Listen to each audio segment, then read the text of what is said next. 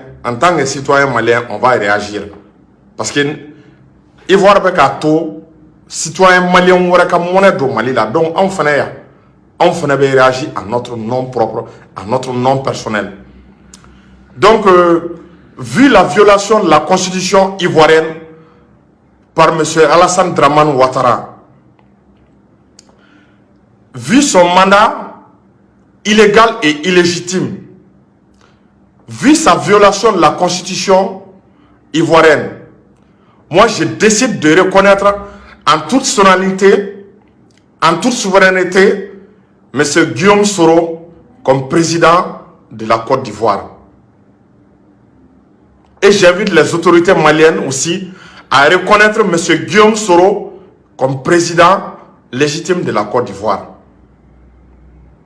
Et j'incite vraiment tous les autres activistes du Mali à reconnaître M. Guillaume Soro et à inviter les autorités maliennes à accorder l'asile politique à M. Guillaume Soro en République du Mali, en vertu du principe de réciprocité. Ça ne doit pas rester impuni. C'est très grave. C'est très grave de conséquence. En même temps, journaliste d'Otara a interviewé. Mais il a déclaré journaliste d'Otara a interviewé. Oba ira au Tisségake sans l'accord, sans la bénédiction des autorités ivoiriennes.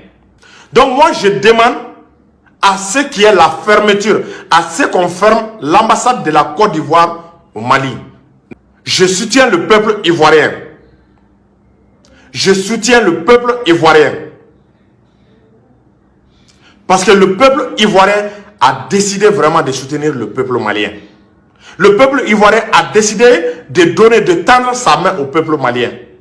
Le peuple ivoirien n'est pas d'accord de la politique de ce que M. Alassane Dramane Ouattara est en train de faire au Mali.